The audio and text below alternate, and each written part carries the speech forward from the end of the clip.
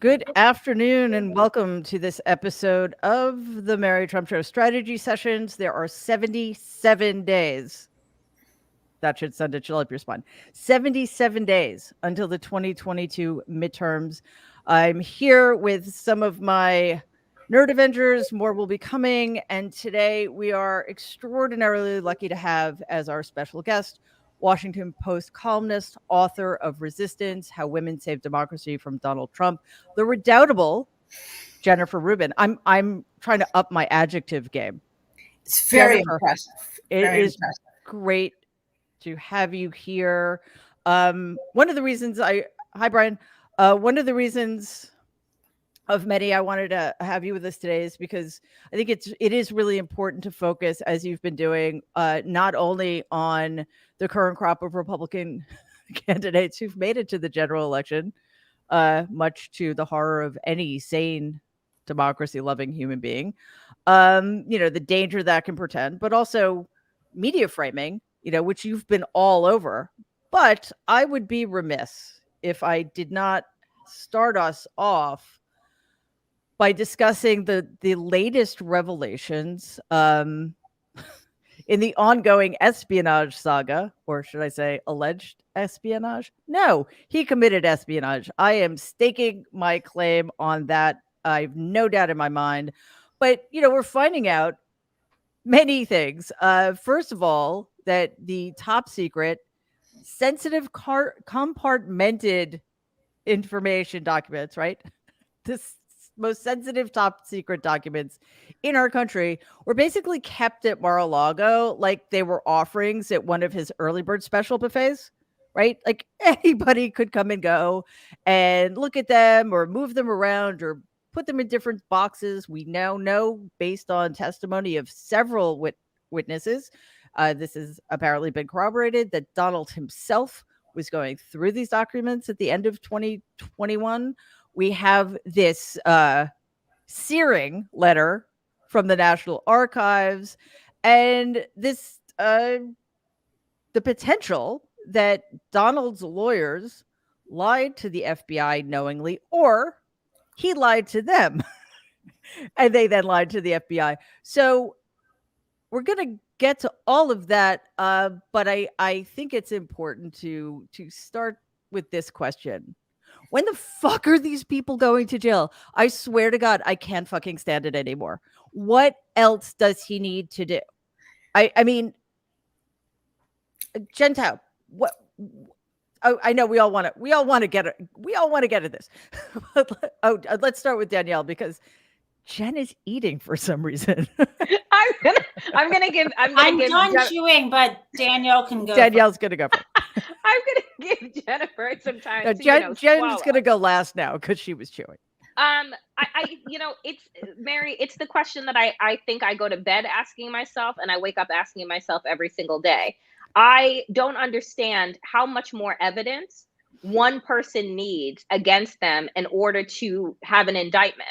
And, I have to say that what is so offensive to me as a Black queer person living in America is that I can't go by a week without a headline of an unarmed person of color, Black person, BIPOC person being brutalized by law enforcement, being killed by law enforcement.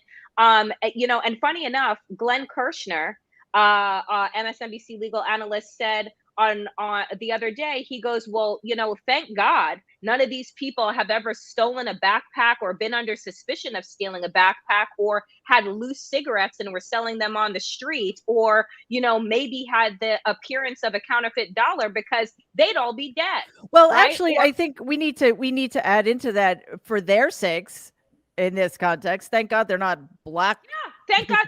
Right, seriously. Basically, what the mantra, I think, is not make America great again. It's like, thank God I'm white, right? Yeah. Like, thank God I'm white and I'm wealthy.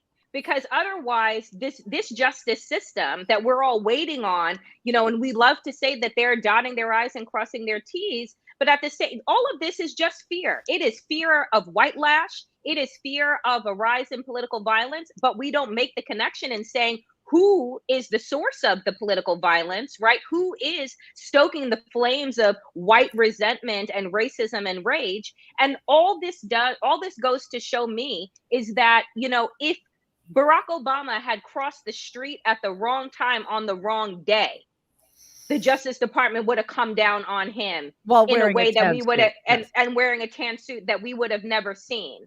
But Yeah. God forbid we have an FBI and a Justice Department with a warrant that a federal judge says there is a layers of federal crimes here that have been committed, and this warrant and this search and seizure was warranted. Oh, then we got to defund. Kill a Black person, however, we got to back that blue all the way. Yeah, Danielle, I'm really glad you raised that issue. I mean, first of all, this entire topic is something that we need to dedicate at least an entire show to, because I think privileged white people don't understand how pervasive and vitally important it is. And between police brutality against people of color to the absolutely horrific, quote unquote, justice system and our carceral state. I mean, it is a living nightmare for so many people, and yet a majority of Americans don't even have to think about it. But what I'd like to stick with right now is exactly what you said. If you have Black people, people of color being completely and for no reason brutalized by police officers, exactly. Blue lives matter, right? With its not so subtle message that other lives don't. But once their guy, lifelong criminal, fake rich person, and completely illegitimate human being, Donald Trump, finally gets some glimpse of accountability, they want to defund the FBI, which, by the way, is largely responsible for the fact that Hillary Clinton lost in the first place. So, Jennifer, like, I feel once again like so much is going on that it's extremely difficult to keep it clear and keep us focused. So, can you, Jennifer Rubin, help us do that? Well, let me begin by saying that I was talking to Val Demings about the very issue that Danielle raised, and had really a fascinating chat with her on Friday, wrote it up for a piece on Monday. She, of course, is a former police chief of the Orlando Police Department. And she said it. She said, whatever happened to Back the Blue? She said, is Back the Blue only when they're doing what you want? And she hit the nail on the head that it is not backing the blue. This is the instrumental use of violence, which is what right-wing fascists do. That whoever is carrying out their agenda through violence, through threat of violence, whether that's the police, whether that's a street gang, whether that is people on social media raising the threat levels. So you have the FBI office being attacked. This is how they operate. And they're not subtle about it anymore. They're not concealing what they're doing anymore. They're right out there. And I think we have to reckon, and for once, I think Merrick Garland was kind of right out there and right out front when he came out and he said, don't you threaten our guys. We're going to do this. And in some respect, it was kind of a poke in the eye that he went ahead with that raid, the execution of the warrant, rather, because they have been kicking up such a fuss and making such insinuation and such sort of slander of them. He basically gave them a FU and said, listen, I'm going to execute this warrant. I'm going to do my job. And what many of us, me included, has interpreted as kind of foot dragging, we're going to follow the facts where they are, now has an offensive sense to it. We are following the facts. We are going to prosecute this. And I think not only from the New York Times blockbuster, but from the kind of changing view of the magistrate, Reinhardt, who initially said, well, yeah, maybe we can release some of this stuff. And then in his ruling on Monday said, holy cow, look what's in this stuff. And the combination of the holy cow, look what's in the stuff, meaning the people they have interviewed, the evidence they have, the sort of documents that are at issue, all of those things. You combine that with what the New York Times has come out with, 300 documents, and Trump going through them himself. This is unusual for him. Usually Trump has a stupid lawyer doing this for him so he can claim deniability. Or Jared. Which is sort of the same. But I don't think Jared's a lawyer. No. The bar has some standards after all. So I think this is culminating in a certain inevitability that we perhaps have not seen. What would be the excuse for not indicting him? And I understand, listen, they have 300 documents now. They're looking through them, I imagine. They're following up on the same leads that the New York Times followed up on. But I think for the first time, I actually believe that within a relatively small period of time, maybe they'll wait till after the midterms, that we're actually going to see an indictment. Simply because there's no way around it. What else do you do? This is willful. Donald Trump looked at the documents. He said, secret document, I'm keeping that one. Mine, was his reaction. And I don't see how Merrick Garland stays true to his pledge if he lets this guy walk. So I don't think they need to wait for everything in the world to be investigated. They don't need to wait for January 6th investigations to follow. This is discreet. For a while, I thought, well, maybe the two are related in some fashion. They're really not. Go ahead, indict, put them in front of a jury, and let's go. And I think for the first time, that's where we're headed. I agree with you, Jennifer, that it is unavoidable, not just unavoidable. That's the wrong word. It's necessary. We've gone far too long without holding powerful white men accountable, which is one of the reasons we're here. But it also, we also need to acknowledge that one of the reasons the urgency has increased is because out of deference for the office, this has taken far too long. It has allowed the opposition to kind of get its ducks in a row and have this united front of, defund the FBI. Donald, of course, could never have done anything wrong. It's a deep state ploy, what have you.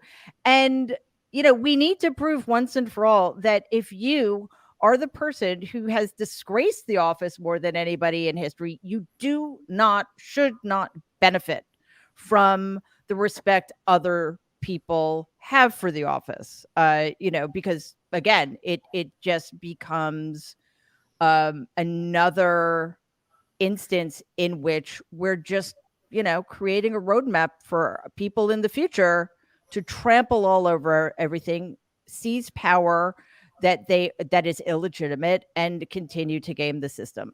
Jen, I hope you enjoyed lunch. No, I actually admire the fact that you do not let anything knock you off your schedule. So you had something you wanted to say about benefit of the doubt versus reasonable doubt, and I think that's really I'm very interested to hear.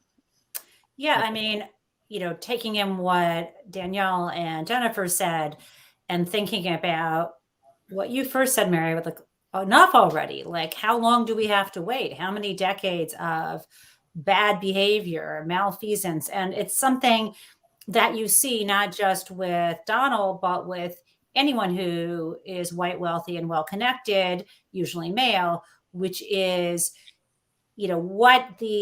that they have actually, because they're given the benefit of the doubt, the beyond a reasonable doubt standard for them is much higher in reality. Because what I think that the fear we see is the knowledge that no matter what, but you could come in with, a truckload of evidence, and it might not be enough to convince a jury, because juries are human.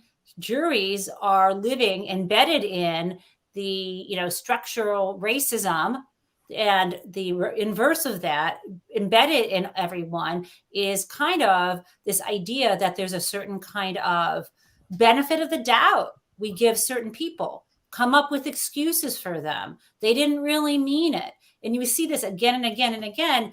And I have fallen prey to this. Like, who do we give the benefit of the doubt to when some young kid, is engaged in something, roughing stuff up or doing something bad? Well, what do we see? Do we have empathy, or do we say throw the book at them? And it's exactly, it's embedded. So the reason, so it's very unfair, right? There's plenty of evidence right now to indict Donald Trump, and I can give you specifically what that would be. But there's plenty of evidence.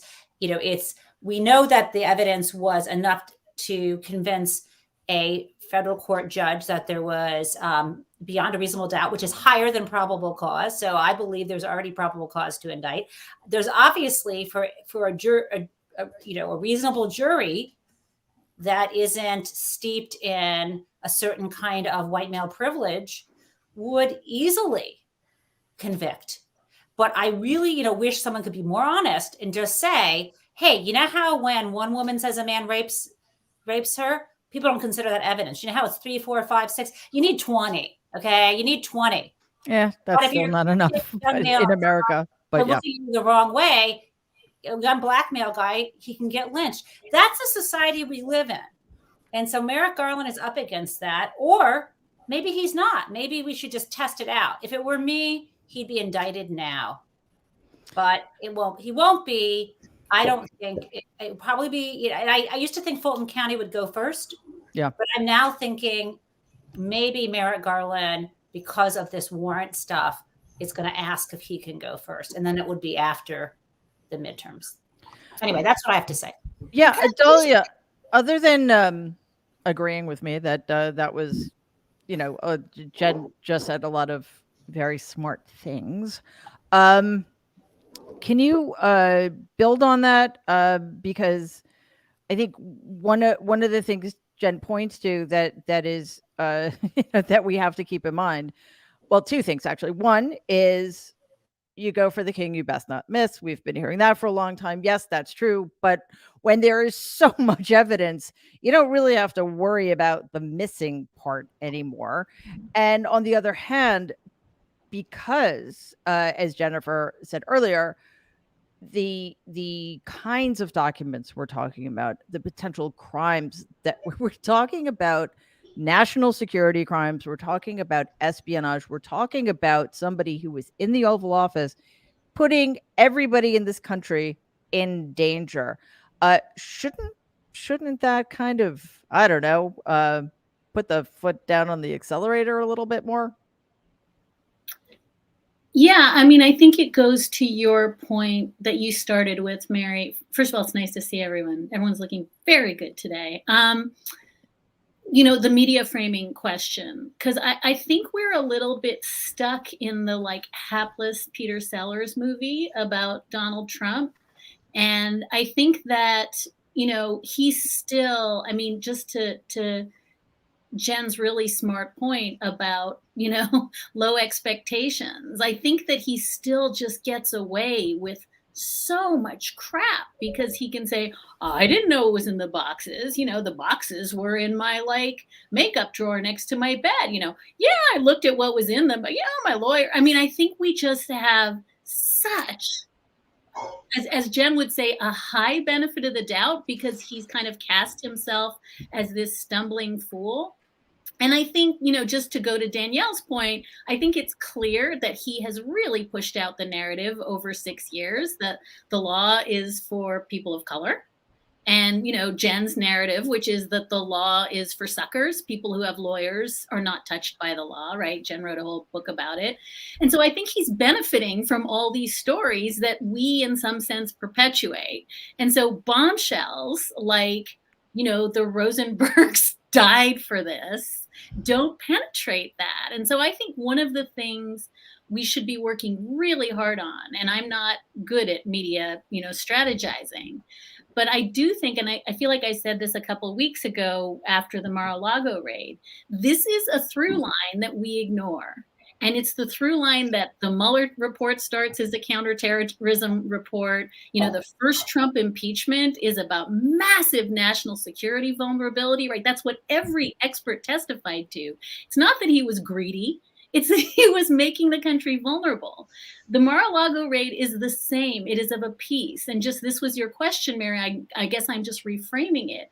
But if we can't drag the narrative from, haha, look at this guy criming, to holy hell, reality winner versus Trump, and why does he skate?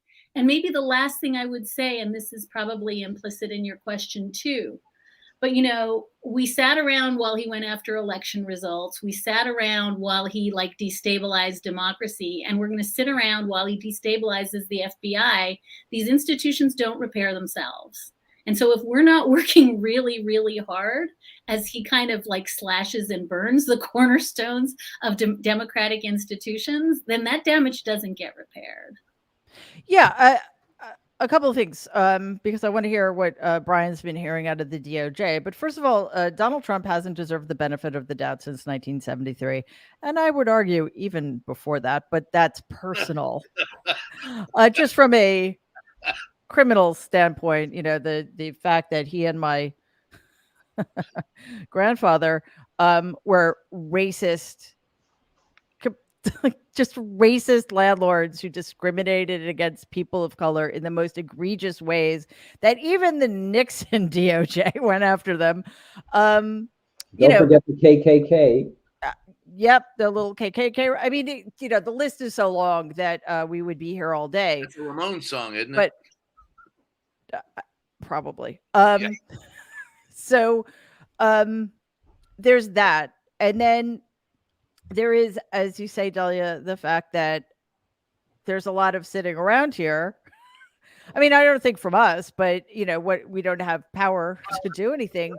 But that does leave the vacuum. It leaves the vacuum for the media to frame this in ways that are really not helpful and are ultimately, in some cases, detrimental.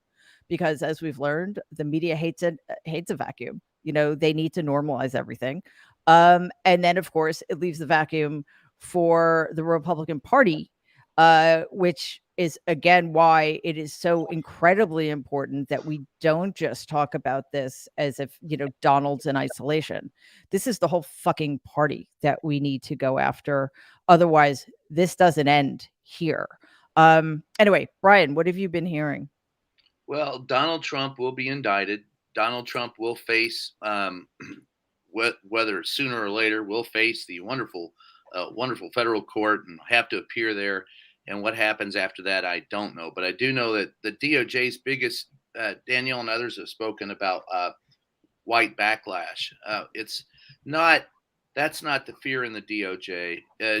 Mary, what you spoke about earlier about aiming for the king and not missing is probably more accurate. What they're afraid of is that if they don't indict, if they don't make a case, if they have a problem making a case, that what will happen afterwards will be empowering of white power and not being able to question it afterwards.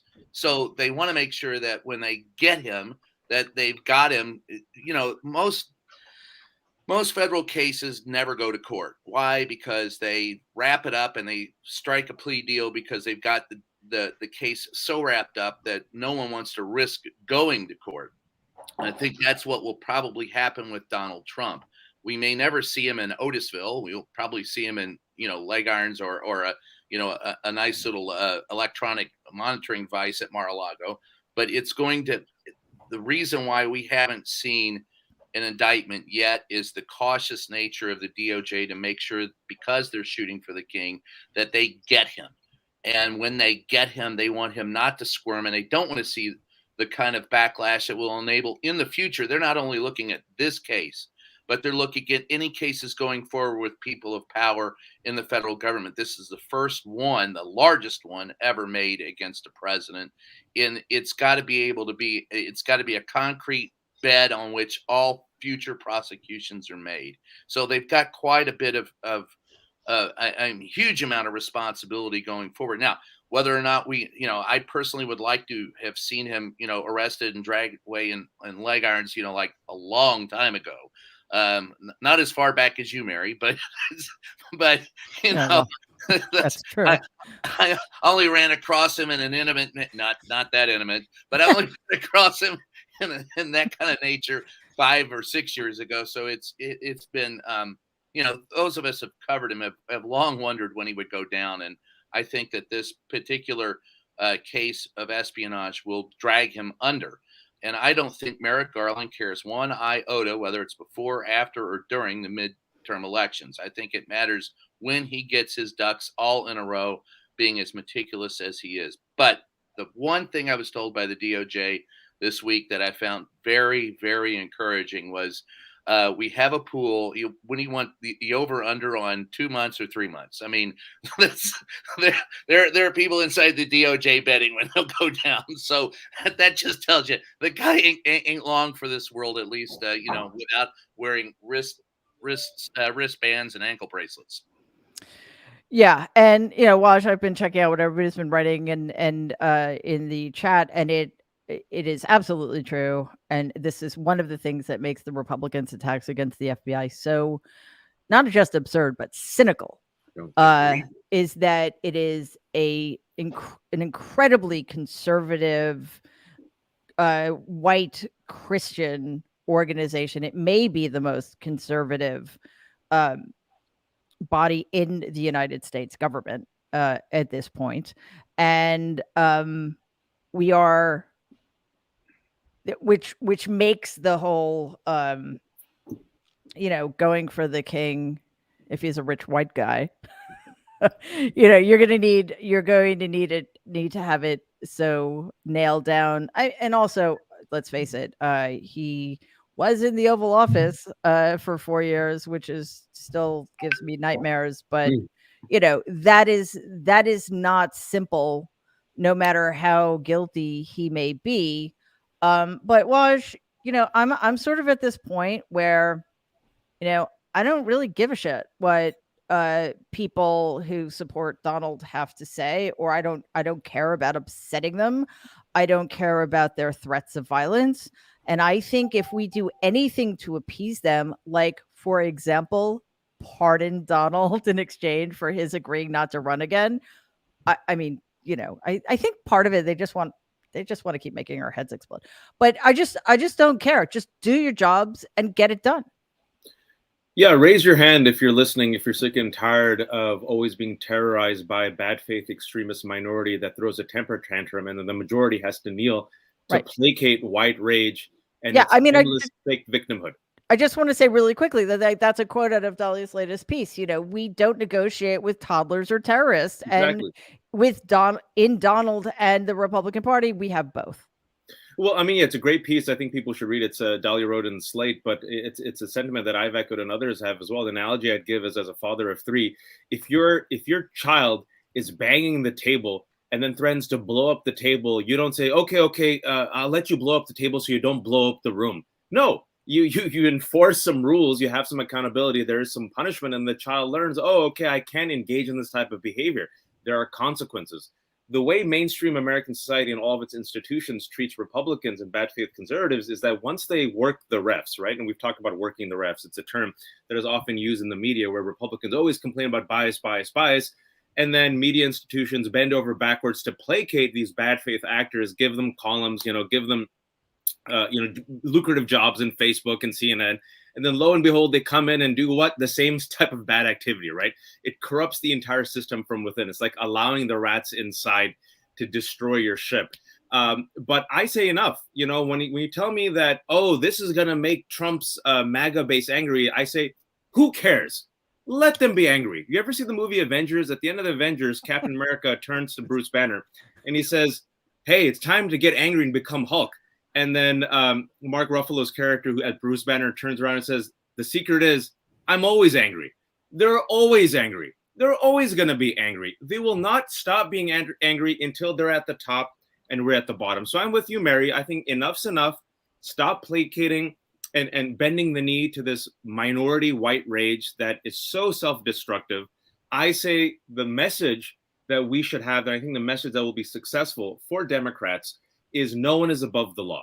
And there's something fundamentally American about that statement, no one is above the law. As a child of immigrants, I could tell you that, many people who've come to America, they have this belief in the American dream that, in America, anyone can make it. And in America, the same type of corrupt system and nepotism that exists in my country, well, that's not the case in America, even though it is, read Jen's book. But still, there's that message. No one is above the law, not even the elites, not even the president. And I'm glad we had this conversation at the beginning about how rich white folks get away with everything. Because the comment that I had yesterday, and we had a huge bunch of news drop in the last, 15 hours, right? In addition to the fact that it's over 300 documents that he took, that this is going back to January, right? That he got warned. We also found out that Sidney Powell, Kraken, right, the right-wing extremists who tried to steal the election, they shared sensitive voter data with election deniers. And I'm sitting there thinking to myself, how are these people still attorneys? And how come no one's in jail? Right. So Trump gets to crime. He gets away with it. But I do think there's a movement here in America, I don't care if you're Republican or conservative or Democrat, that is against the elites and the corruption of the elites, right? And so the GOP, I'll just finish. The GOP has used it to trigger their base for years, right? That they're taking away your freedom, they're taking away your rights, they're the powerful. Use that same message and you can galvanize Americans as no one's above the law. And the final thing I'll say is the latest poll came out that said that defense of democracy or the protection of democracy is the number one interest of voters above the economy, right? And if you saw the last poll that came out 2 weeks ago from Monmouth poll, it said abortion and protection of abortion is the number 2 most important right. So these are kitchen table issues, Mary. Democracy, accountability, abortion, kitchen table issues that I think Democrats need to flex on. And the last thing I'll say is for the exquisite nerd analogy that Dahlia made to Being There, a movie by Hal Ashby. And in our private chat, we've been talking about Hal Ashby movies. Chauncey Gardner, played by Peter Sellers. The reason why I reject the comparison to Donald Trump, he's a kind, decent simpleton. He farts his way into the White House, literally floats on water. And he was a good gardener. Donald Trump is not a good gardener. Very serious gardener. Yeah, Donald Trump has deliberately crimed his entire life and has been intentionally malicious and cruel and criminal. And somehow he has been rewarded due to whiteness, wealth, celebrity, and now being the MAGA president. So that's the only thing that I'll say is why I want to defend Chauncey Gardner. Thank you for coming to my rant. And enabling. Let's not forget that. So first of all, I see what you did there, Waj. You're burnishing your nerd credentials. I understand, but that's a subject for another time. By the way, we need to define the terms. Okay, they're all different kinds of nerds. So we need to figure out what kind we're talking about. There's that. Secondly, putting Donald in what do they call those things? The anklet thing? I don't know what it's called. And installing him in Mar-a-Lago. That is not enough. One, because I want to turn Mar-a-Lago into a homeless shelter, and two, this changes his life not at all. Right. I was listening to Josh Marshall's Talking Points Memo podcast, and he said, it just occurred to me, who else would sell tickets for people or memberships for people to come to their house? It's just, he lives at a golf course, and if that were to happen, literally his life wouldn't change one bit. He'd be surrounded by the same people telling him he's great, and he'd have the same buffet every day. So that's not enough. That's just my personal feeling on the matter. But Norm, we are obviously, as we've been saying, this is not more serious than we could have imagined, because I think we've all been imagining this kind of thing for 6 years. None of us here would ever have said, oh no, that's not possible. Donald would never do that. Of course he would. What I think we need to figure out is how do we get the American people to understand the depths of what's going on, the fact that Donald certainly couldn't be doing this alone, and that this is, I believe this is directly connected, or at least indirectly connected, to the sedition on January 6th, and all of the Republicans who are active seditionists still helping to run our government. And we need to understand that this is a package deal. This is not, oh, Donald was the problem. He's been indicted. We're fine now, because we're not. So a whole bunch of points. One, on that last one, Mary, there's a lot of surveillance footage that shows a lot of people moving these boxes around. There are going to be hugely sensitive documents there. There are going to be a lot of people. This gets back to the Justice Department and the way it handles organized crime investigations, going for the lower ones, squeezing them until they turn on the others. You're going to get some people who've been working at Mar-a-Lago who are going to face jail terms themselves for handling classified information, and they're going to turn on Donald. That's one thing. The second thing is getting to what Brian was saying. Having these documents is only the beginning. They are going to trace this to truly nefarious acts. My guess is that Jared and MBS and the $2 billion plus the loan that the Kushner family got to bail out the aptly numbered 666 building, plus Russia, plus probably blackmailing or attempting to blackmail Macron and many others. We're going to find out stuff. And if we're going to get to the American people, it's going to be that this guy was a traitor and a treasonous actor to America across many, many places. Second point, on the FBI, and this is a broader point about the challenge we face from the right. So much of it is projection. It's attacking elections when it's phony stuff, so that when we have to go after an election that really was stolen, it's going to make it that much harder. And I'll get to the media and that, the false equivalence in a second. But we know that the FBI has really bad problems. First of all, we know that Christopher Wray kowtowed to Trump when it came to the Kavanaugh hearings. The idea that they set up a hotline because Jeff Flake and Chris Coons are trying to find a way to get at this without having it just go through the Judiciary Committee. They get 30,000 people calling in. That we know that Max Stier, who is a man of impeccable character, the head of the Partnership for Public Service, who witnessed some of Kavanaugh's horrible actions back at Yale, that they wouldn't even let him give his information, is horrible. We know that Rudy Giuliani was in bed with the New York FBI, holding on to the laptop of Anthony Weiner until it could be used against Hillary Clinton during the 2016 campaign, and that made a big difference there. And that Jim Comey went along with it, probably himself being in effect blackmailed by the New York FBI. There are bad actors in the FBI. So the right goes after the FBI because they're doing their job, and it makes it much harder for us to be able to clean house. And of course, all of this is a gift to Christopher Wray, because there's no way that Biden can fire Christopher Wray right now when the FBI is under siege. Third point, and it's not Festivus, but I want to have a list of grievances here. Needs of strength. Yeah, the mainstream media that are treating this laughable filing by Trump's laughable lawyers as a real thing, because they want to normalize abnormal behavior. And that's true of the Post and the Times. The idea that the New York Times would publish another op-ed by the execrable Rich Lowry, who has his own place to go at National Review, and he lies about the Russia investigation, flat out lies on the pages of the New York Times, and there is no correction, nothing that reins it in. You know, an op-ed page, at least, when somebody submits a piece that lies, comes back and the editors say, no, you can't say that. They didn't do a thing. This is journalistic malpractice in a big way, and it's been going on, of course, for years. But now the stakes are so high that it's just really dangerous.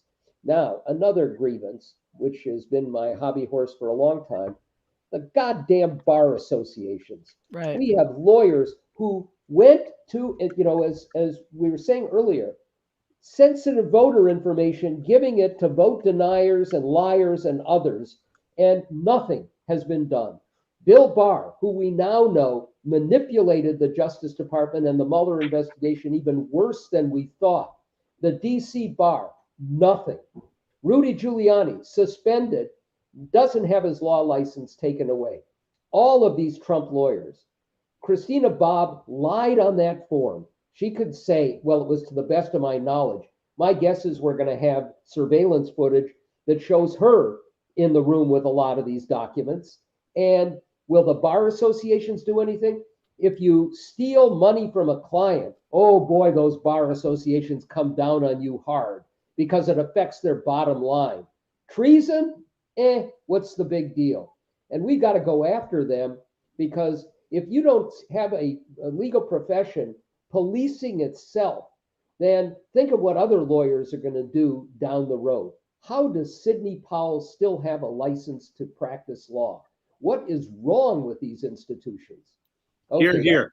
My little Festivus rant for now. Well, Norm, I love you. Yeah, Norm, that was both wonderful and infuriating. Yeah. Because, it's all true.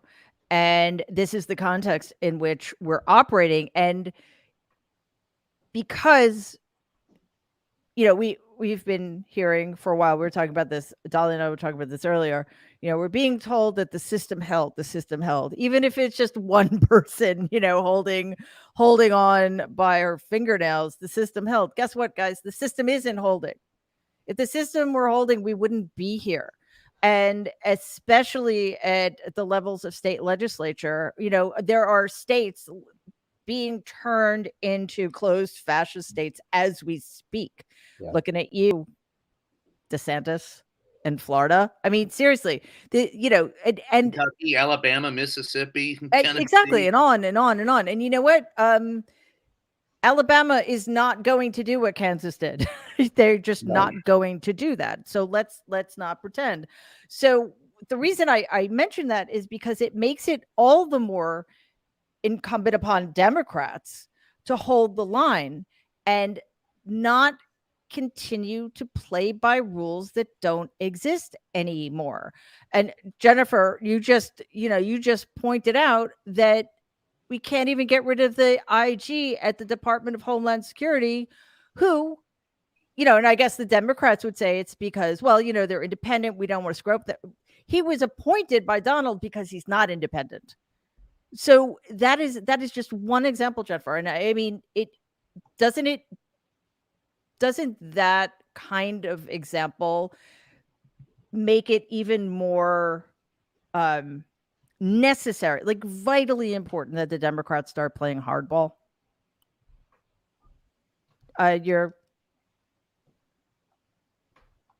You think I figured that out after 2 years of COVID, but no.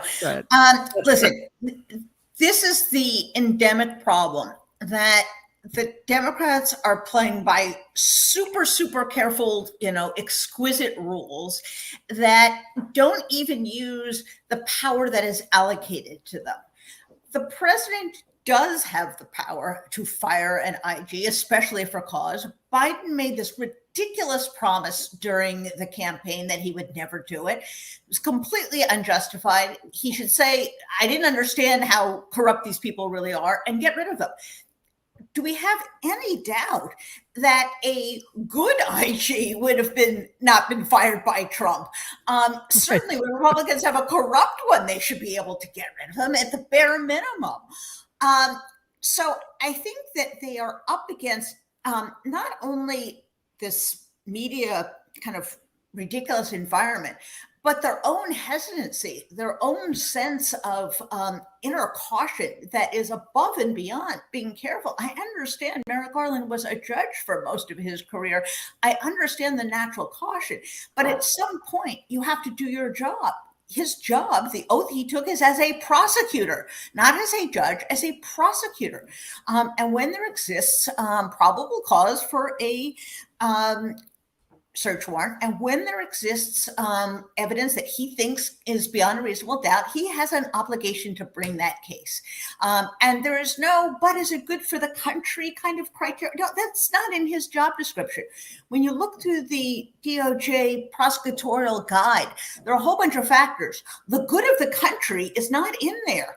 The closest you come is a federal interest. And if we don't have a federal interest in maintaining national security secrets, I really don't know what is. And I think what is fascinating here is that lurking in the back of the prosecutor's mind, I am certain, is this fear that they have to have so much evidence because they'll have some juror who is very biased towards Donald Trump. And what they're really saying is we're afraid of jury nullification. Yeah. We're afraid that there's some people who are going to lie their way onto a jury and are going to vote to acquit no matter what. Then we don't have a justice system. If that's the rules we play with, that corrupt people can find people willing to disregard the law, we don't have a jury system anymore. We don't have a judicial system.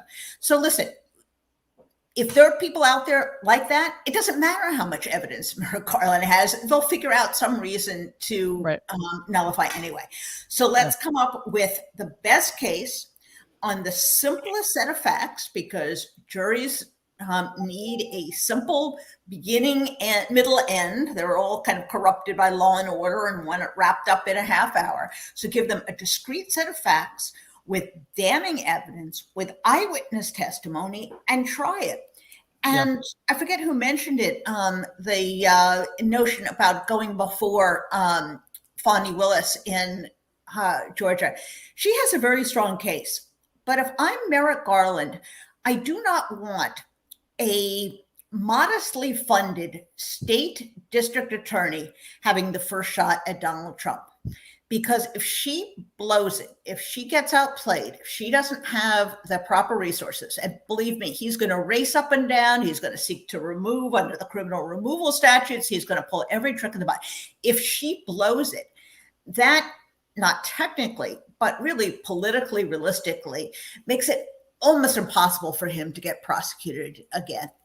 And you want to make that first case solid, and you want the Justice Department to go first. The notion that they should kind of tiptoe away from this and let this little Fulton County prosecutor, who thank goodness has the nerve to call a grand jury and drag people in to testify, good for her. But that can't be the only one. And I would also say there is a terrible, terrible principle that is being established here. And that is, if important political people don't want to testify, they just don't. What is Mike Pence's excuse for not testifying? He doesn't have one. What is Lindsey Graham's excuse for not testifying? He doesn't have one. This was not part of his... They don't want to go to jail. Yes, exactly. That's the reason. The notion that you just get a subpoena and you kind of take it as a suggestion or an invitation to a wedding, and you don't RSVP, or you are afraid you can't attend, is nonsense. And that is becoming a huge endemic problem, that these people simply choose not to cooperate, choose not to testify. Where does that come from? Why are we allowing that? Merrick Garland, if he does nothing else, needs to haul those people in front of a grand jury, and that includes Mike Pence. Because what the hell is his excuse? There is no vice presidential, privilege of not testifying.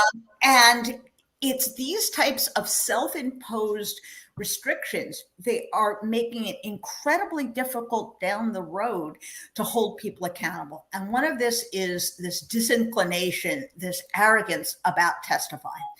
Now, a couple of us have asked about what's going on with Mark Meadows. He may have good reason for not pursuing Mark Meadows for contempt, namely that he may be a target in the larger investigation. But Dan Scavino, why wasn't he prosecuted for contempt?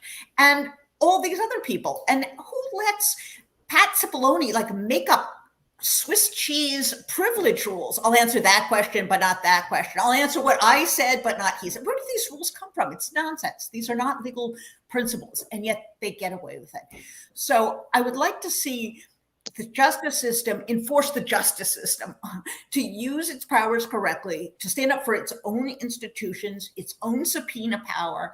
Otherwise, we're cooked. We're not only cooked with these people, but going forward, what other powerful person is ever going to submit to a subpoena? If Mike Pence doesn't need to, if Mark Meadows doesn't, if Dan Scavino doesn't, and we got to put an end to it. Otherwise, there's going to be no end to it. We've been living with this for so long that to hear it all like sort of laid out, and obviously there are things that we Jennifer, you couldn't cover because there's so many instances of this, but my blood pressure is very high right now because it is just so blatantly obvious that the system is not holding. And Danielle, I think it started. If we're just looking at, Donald in the context of his administration, it started with the Miller report when he just dragged his feet. He's been doing this forever, but, to see it done and aided and abetted by an entire political party and by, people who were supposed to represent the administration, not the man, people who are supposed to be upholding the Constitution, not one man's political viability. It is an extraordinary, not just a slap in the face to people who get either convicted of crimes they didn't commit, spend years in jail for the most insignificant, crimes, possession of marijuana, for God's sakes, or get treated with violence and abuse at the hands of law enforcement. It's very difficult to have much faith. Because again, it's not one instance, and it isn't just Donald. Why is Lindsey Graham doing this? Why is Mike Pence doing this? Because they know they can. Yeah, right. I just think that the reality is we have a justice system and basically a democracy that has gaslit people of color, right? Mm-hmm. And white Americans as well. And what do I mean by that? I mean the fact that we can all sit here and have very real conversations about why the Lindsey Grahams and the Mike Pences and the Donald Trumps of the world continue to act the way that they do because society accepts it and the media celebrates it. Right? Like, why do we have these people that were able to leave a lying ass, criminal ass administration and then, as Waj said, turn around and go to CNN and go to the New York Times and go to these outlets, go to The View, go to these other places and be able to mainstream their bullshit? I find it so disgusting and egregious for us to still say like, oh, justice matters when we know that it doesn't. Right? Like when we know that if we actually had an education system that where we taught people the truth about the foundation of our law enforcement, right? With a conversation that I have to have all the time, what was it built for? It was built to hold white men's property, right? And basically have a system that would allow them to avenge others that tried to cross them.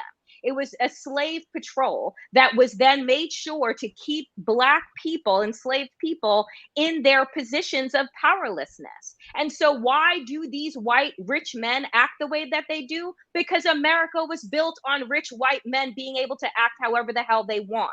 Right. And then we have a media that is completely complicit in their behavior. Right? Because we don't call out Donald Trump. No, we had all cameras on a tarmac in 2016 just waiting for him to descend because wealth, power, whiteness, and celebrity rule the day. And because we don't have conversations about this, because we are not real about it, we like to believe that all people are the fucking same. And they're not.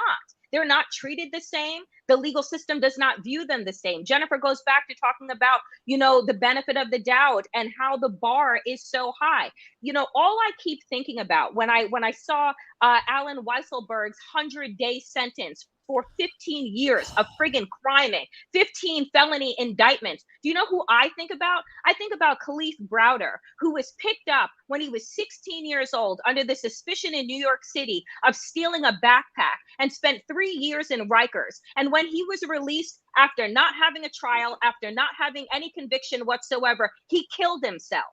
right? He killed himself because of the trauma that he faced over the 3 years, spending majority of which in solitary confinement. That's how we treat Black people in America. That's how we treat Black boys and Black girls in America. But Alan Weisselberg gets to crime, make tens of millions of dollars, and spend 100 days in fucking jail, which he probably won't serve out. So what messages are we continuing to send by not going after Donald Trump, by continuing to tell ourselves that Merrick Garland needs to have everything in a row? Because we know good goddamn well, like I said earlier, if it had been Barack Obama, we know exactly where Barack Obama would be post the hours after the insurrection had happened under his own watch. We know where he would have been. So we need to just be real about the country that we're asking to uphold accountability and responsibility that was built on lies and racism. Yeah, and they're making even greater efforts to make it impossible for particularly white people to understand any of that. We refuse to teach our white children American history. We only worry about their feelings. We don't give a shit about the feelings of Black children or children of color who or children of LGBTQ parents or LGBTQ. We don't, we only protect the feelings of white children, and then that just perpetuates the ignorance. It perpetuates the sense of entitlement. It perpetuates the white privilege, and there is no greater example of that than everything that has gone down since 1973 with the Trump family. And Weisselberg has, I think he joined Trump management in 1973. He worked for my grandfather before that. And, this is my theory. I think he went with Donald to Manhattan because Donald didn't know what the fuck he was doing. And Weisselberg did. He knew where the bodies were buried. He knew where to bury them. So anyway, that's slightly, that part's kind of narrow, but everything that's going on now is absolutely part and parcel, Danielle, of what you're laying out here. And that's why one of the many reasons, but one of the main reasons this has to happen. We need accountability so badly, because if we don't get it, forget it. Just leave aside Donald for a second. Leave aside Republicans for a second. There will be no reforming any of this shit anymore. And that is just too terrifying to contemplate. So everybody vote for Democrats in November. Brian, you want to say something? Yeah, 3 quick points. First of all, I'm starting a new news service called the New Standard. Looking for $20 million. We will hold everyone accountable. And screw the New York Times, and screw the Washington Post, and screw CNN, and I will never have people that have been tossed off and out of an administration on my air because I believe in news. The big point is, for that, the Justice Department, all of it. This did not happen overnight. Something that you said earlier, Mary. This has been going, we woke up and here it is. This started with Ronald Reagan and Richard Nixon. You go back and it was the dismantling of the Fourth Estate. It's, it was supply side economics. It's placing the dollar as more important than anything else that tore this country apart, removed the guide rails for good journalism that would enable us to hold people accountable. Something that Norm said, the second point, I so agree with a lot of what you said, Norm, because it's what I've experienced. And the simple fact of the matter is, unless we get bar associations involved in the fight and going after lawyers for things that matter, then I don't understand the point of even having a local bar association. I've seen this so many times in local news, and when members of the bar are not held accountable for the things that they do, that's one of the reasons why you need local news.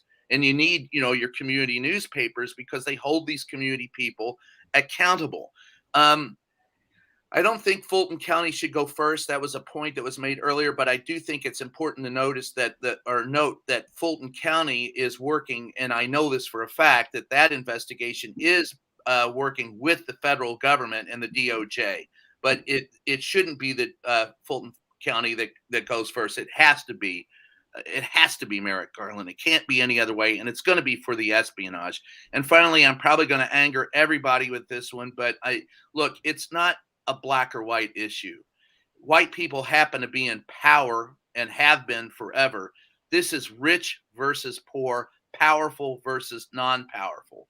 And you've got to level the playing field so that it is equal justice for everyone. And unless we do, then Martin Luther King said, that you cannot adapt or adopt the process and the actions of the oppressor when you get justice, or you're just as bad as the oppressor. I want to see, and I'm just an old Arab horse trader here, so I don't know that, but I do know that if you're going to hold people accountable, everyone has to be held accountable. And white people have gotten away with it for far too long, not because of the color of the skin, but because they had the power and they have the rich, they have the money. Well, they have the power because they're white. I mean, but I don't want to look past the power and the richness. Of course not, but that's why. I mean, I'm sorry. The original sin in this country is the slaughter of Native Americans and the enslavement of Africans, and how those we have never. It's the damn Puritans. We have never acknowledged it, let alone atoned for it, and that's why we're here. True. And I don't disagree with you. Okay, cool. And money and power, of course. But anyway, I want to shift gears a little bit because Jennifer wrote a great piece, and it's something that we've been skirting around, and I think one of the things that has so infuriated us is that, and this has been happening since 2015 or 16. Republicans do something absolutely egregious, and we're told by the media that it's good strategy, instead of calling it what it is. And the piece Jennifer wrote is how to cover election deniers, ? Try calling them election liars. Exactly. And this has become even more vitally important since the results of a lot of the midterms. I mean, Jesus Christ, the collection, not the midterms. I have the midterms on my brain. The primaries. We are saddled with a group of the most anti-American, crazy, craven, unpatriotic liars, potentially in the history of America. So, Jennifer, it's not really helpful when many in the media just seem to think that the best way to handle this potentially unprecedented situation is to treat them like they're regular old candidates for office. Exactly. And you hear this narrative, well, Carrie Lake may be able to win over the mainstream Republic. It's this sort of analysis, whether these completely defective venal human beings can somehow ingratiate themselves with less venal people in order to get themselves elected, rather than, first of all, every time they're invited on a show, every time they are mentioned, they have to be denied. They have to be identified as election liars who have been perpetrating fraud on the American people, and that they will do it again. And they have said out loud they would do it again. They have announced that they're not going to certify elections in the future in which Democrats win. That should be it. That should be disqualifying, period. And I am absolutely furious. Great that Liz Cheney is going to go out and go out and campaign against these people. Where is George W. Bush? Where is Mitt Romney? Where are all these good Republicans who are supposed to have the country's, back? Why aren't they going out to campaign against these people? Is it so difficult for them, for George Bush to get off the ranch and go over to Arizona, which is not that far away, and say, these people are crackpots. No decent Republican should be voting for them. The fact of the matter, there aren't that many decent Republicans, so that is a problem.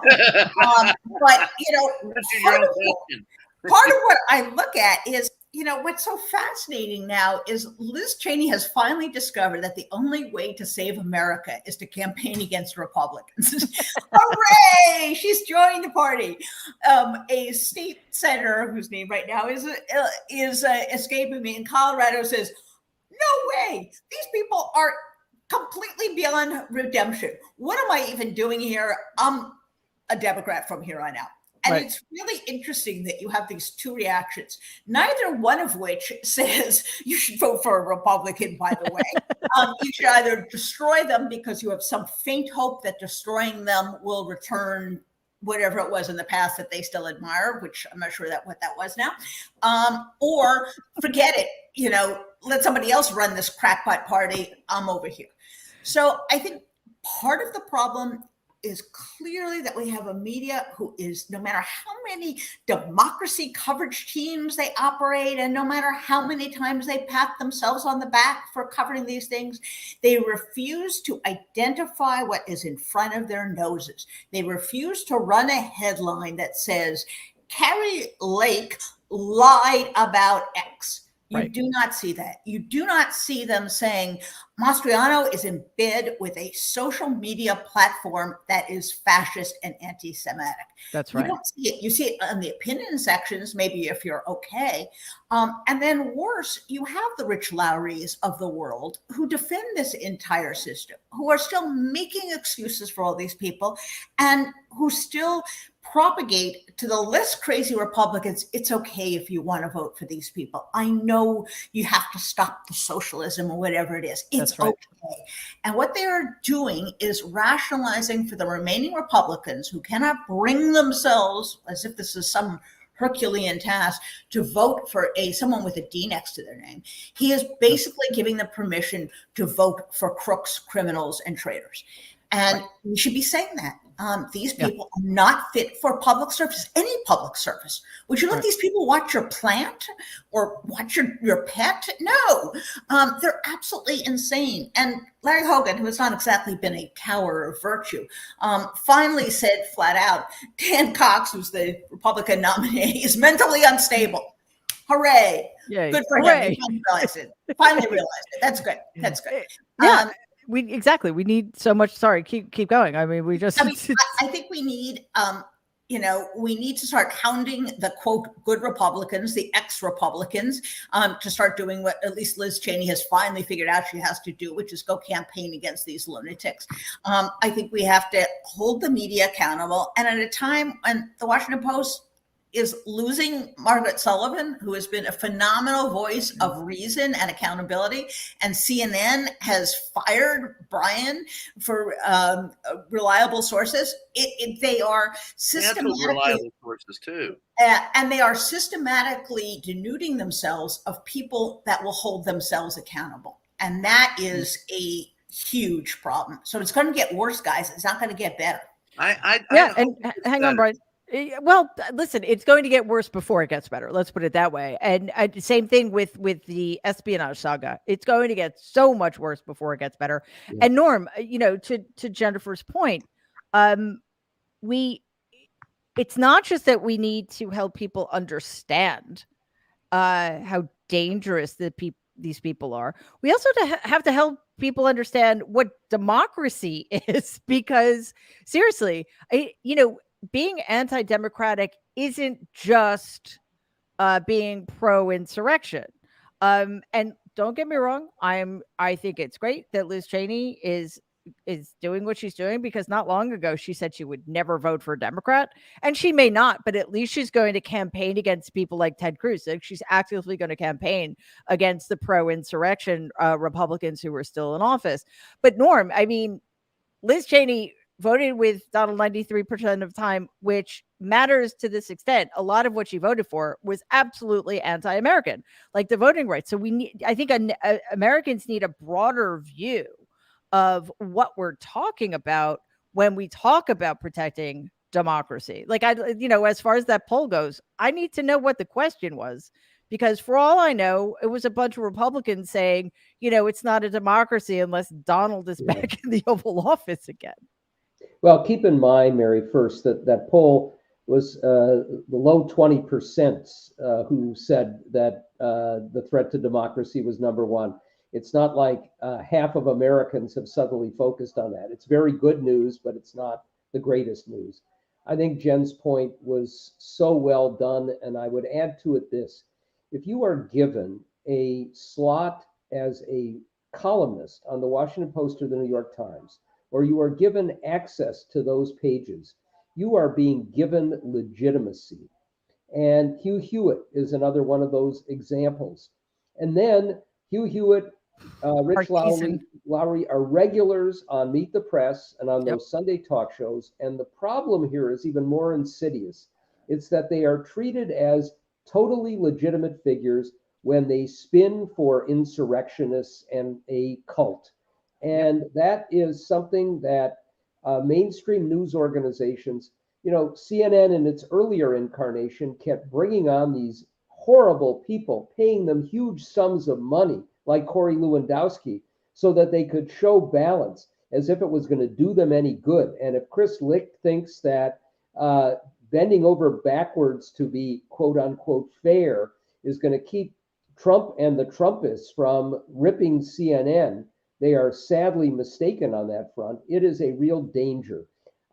Just two more quick points. Brian, 20 million, you're setting your sights way too low. The new standard is 1.6 billion. Yep. You need to find another billionaire who can do a tax fraud to give you that money. And we need to talk at some point about the danger that Leonard Leo represents with state Supreme Courts, other state courts that are elected, and which is an abomination to begin with, that could make this system so much worse before it gets better. And then just one little thing to make you maybe feel a little bit better, Mary. I was appalled by what the deal that was cut with Alan Weisselberg, but there may be a small silver lining. If, he's been told that he's going to get 12 years or more if he doesn't completely cooperate on the Trump organization. Right. If we can get the Trump organization disbanded, if possibly with the tax amounts that Trump should owe, they can take away Mar-a-Lago and Bedminster and his suites at Trump Tower.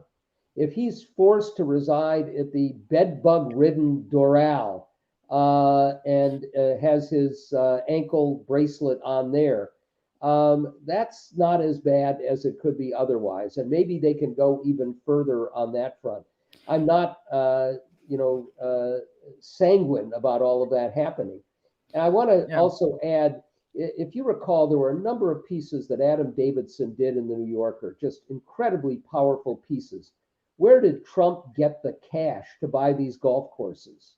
And we know it was money from Azerbaijan and other corrupt states who were laundering their money through Trump to buy golf courses and cash, which no real estate person would otherwise do. There are so many threads of corruption that have yet to be tied together that we may be in a position where finally there will be some justice, including economic justice, served against this horrible man. Yeah, and I just want to be clear that Donald will not go to prison no matter what. It's just, I think logistically it's just not going to happen. I want him in a basement apartment in Astoria, Queens. That's what I'm gunning for. But Dahlia, first of all, where are our billionaires? Okay, seriously, can you imagine having billions of dollars and giving $1.6 billion to somebody like Leonard Leo? I mean, that's just, but also is it in terms of the New York thing? I mean, it's the judge, not the DA. I mean, Alvin Bragg, at first I thought he was incompetent. Now I think that there's something much worse going on there, Dahlia. I'm going to actually spike it to Jen Taub to answer sure, of course. the second part of your question. And let me answer the first. With just like one note about a through line that I've seen through this whole conversation that's maybe worth pulling out, because I think analytically, like, it's helped me understand something today. Every single person who has spoken has essentially said, if there are no consequences, Mary, it's not that what you get is the same, it's that what you get is worse, right? So what Norm is saying is if there are no consequences for the John Eastmans and the Sidney Powells, you will get them in a courtroom arguing the independent state legislature doctrine before the Supreme Court in 2024. That's what he's saying. It's worse. And what Jennifer Rubin just said is if there are no consequences to ignoring subpoenas, then subpoenas are just toilet paper. That's where we are right now. And Jennifer Rubin also said, and this is important, if there are no consequences to putting hacks on television and in political office, the field will be flooded with election deniers and crackpots. That's where we are. So I think we have to get past this cognitive thing that is, your point, Mary, the system held. The system, by not holding, is giving us into the vacuum something vastly worse than what we saw in 2020. And I just think that's the argument we have to be making, is that what we are getting is worse. And the second prong to that, I cannot do a show with you without coming back to self-help and vigilantism. But the other thing that fills in the vacuum is people making their own decisions about what is lawful. And that's why you have nonpartisan election officials hounded out of office. It's why you have teachers and doctors quitting en masse. So the system isn't holding because what should be bolstering the system has utterly failed. And in its place, we have either crackpots. 2/3 of the nominees for state and federal office now are election deniers, Jennifer Rubin's point. And that is not the same. That is exponentially worse. And in addition to the crackpots, I think you have a lot of really scary people with guns who are taking it upon themselves to enforce the laws that don't exist. So that is my non-answer to your question. I'm going to let Jen Taub answer on the Trump investigation, but I just think we have to get our heads out of this thing where the system held because the bad thing that happened didn't happen. The bad thing that happened and had no consequence is going to be ever so much worse. And if we're not prepared for that, that's what is in the vacuum. Yeah, and I think you're right. It already is. Like worse things have happened to fill that void. And exponentially worse is absolutely the way things are going to go. First, Brian, you wanted to say something about espionage, and then Jen. Well, going back to what Norm was saying, I think bottom line at the end of the day, you have to wonder what I'm afraid of. And as the information becomes more available, as more of the information becomes available, I'm really frightened with what was taken and how it was used prior to the FBI executing the search warrant. And the information, while we were here today, I got a text from a friend of mine at the FBI who said that there will be even more coming out. So that's frightening to me as to exactly how did Donald do it and what. And at the end of the day, Mary, I'm with you.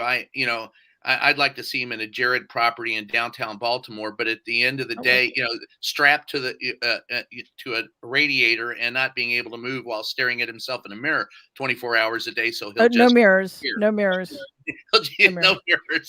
But I really, if this continues in the direction that it's going, that won't be enough.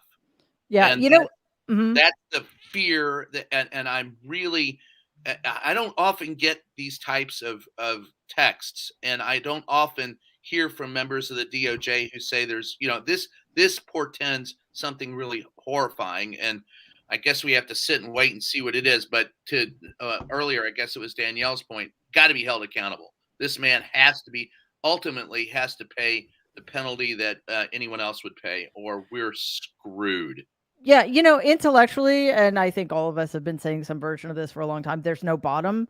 But I have to say that one of the things that really terrifies me is that we're going to get horrifying information coming out about what kind of materials were stolen, how they were used, and Republican leadership is just going to pretend that it's fine and, say, well, then we should get rid of the Espionage Act because what he did was totally cool. Like that terrifies me. Jen, any last thoughts about all of this? Very let me respond to stuff. the piece of the question that Dahlia lobbed over to me. Mary, you asked whether Manhattan DA Alvin Bragg, what's up with him? Is this something nefarious, or is it legit that he didn't bring charges against Donald? And I have come to believe sort of the answer is neither of the above. I don't think it's nefarious. I think there is a case there. However, these cases get tried in the press, and there can be no leakage. And I think what we're seeing here is that this documents case is the right one, as I think is Fulton County. I mean, I think that when you see the press around these, yeah, of course, some crazies are going to say, let's get rid of the Espionage Act, or they're going to keep harping on the magic wand that declassified. But enough people understand that the Espionage Act, as well as the obstruction statute here and the document destruction one, it doesn't matter whether they're classified or not. I mean, this is very solid. We already have the DOJ willing to get a search warrant. I just think Bragg, he had the case handed to him by Cy Vance. Cy Vance didn't act. He kind of punted. Wow. And that's what we'd expect from Cy Vance. I've come around to think that it would have been a circus for a number of reasons, and it would not. You didn't have Alan Weisselberg willing to talk, and you're not going to have any emails. And I don't think a jury would have convicted, because, as I said before, it takes a lot to convict a rich white guy. And I think the press around it, I forgot who said this here, and maybe it was Brian or it was Jennifer. I've come around to the idea that, we cannot have another Arthur Anderson where the DOJ convicted and it got overturned because it turned the DOJ into chicken shits. And the first case has to be the best case. Same thing happened with let me last point, with the financial crisis. The first case against the bankers was against these two hedge fund managers at I want to say it wasn't Deutsche Bank, it wasn't Lehman, it was Bear Stearns. Mm-hmm. And they lost that case and they never brought another one. And psychology. Inside and outside. So I think we're on a good path right now. And we better fucking nail this guy. Because better fucking nail this guy. I love you, Jen. I would just add to that. Weisselberg didn't do all of this on his own. He had a staff of people. That's right. If he actually does testify against the Trump organization, it's going to nail some of those underlings. And those underlings as well know plenty about what Trump did and where the bodies are buried. So I'm not ruling out entirely the possibility that New York Bragg might end up back in this game, even if he doesn't want to be, because there may be some really significant shit to drop up there in the hearings in the trial that will emerge.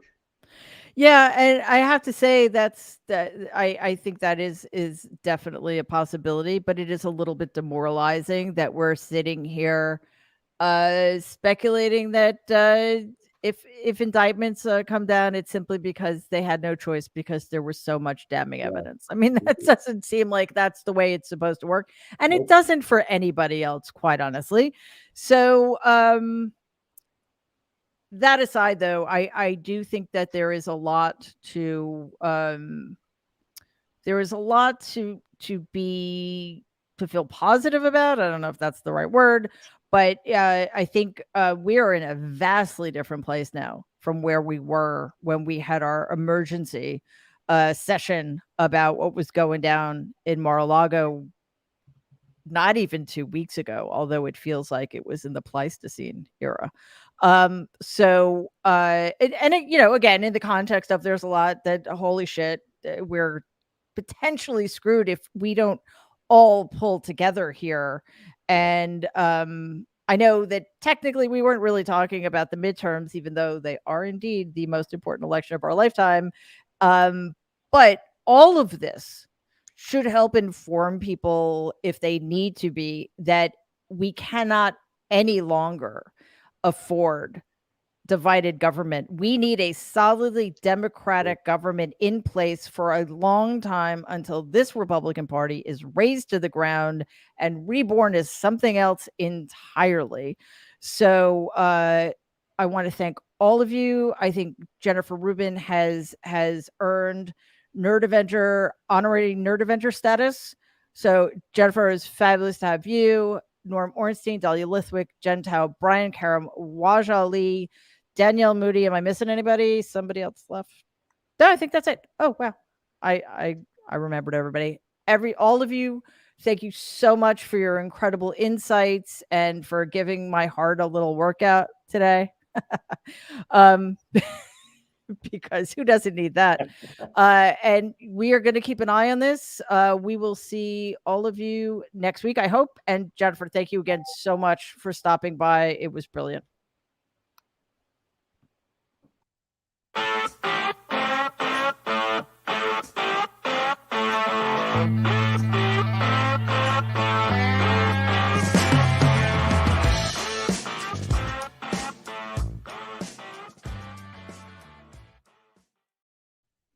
Thank you so much to my Nerd Avengers and special guest Jennifer Rubin, who has just been doing phenomenal work, journalistically speaking, and really just hammering home some of the important issues we need to be focusing on. And thanks to all of you for joining us today. I know we spent a lot of time talking about the DOJ and what's happening with these top secret, sensitive, compartmented documents, because I don't know that there's anything more important, but we don't want to lose sight of all of the other important things that are going on. At least we got to a little bit of the incredibly terrifying news that all of these big lie pro-insurrection Republicans won their primaries. But if we help people understand who these people are, I think that does hopefully give Democrats a leg up. And there's a lot of stuff we didn't cover, but of course we'll get back to it next week. And I will be here Thursday at 7 p.m. Eastern, 4 p.m. Pacific at youtube.com/Politicon. So please join me for that. And of course, we'll be here next Tuesday at 12 p.m. Eastern, 9 a.m. Pacific, also at youtube.com/Politicon. And while you're on Politicon's YouTube page, please subscribe. Doesn't cost anything, but it definitely helps build our base. Like the episode and click on the bell, because that way you will be sure to be alerted every time a new video drops. And that's not just episodes. I'm also doing some shorter videos to keep up with the insanity. And at one point we are going to discuss with all of you the nerd off that seems to be going on behind the scenes over here at the Mary Trump Show strategy sessions. So stay tuned for that as well. Don't forget, you can listen to the show in podcast form at Apple or anywhere you listen. And please do give us a 5-star review, because it does help other people find the show. And, with the kinds of guests I have and the Nerd Avengers coming every week, these are people whose voices absolutely need to be heard. So with that, I will say thank you again. It was great to have you. And thank you for all of your excellent comments. And we'll see you on Thursday. In the meantime, please stay safe and be kind.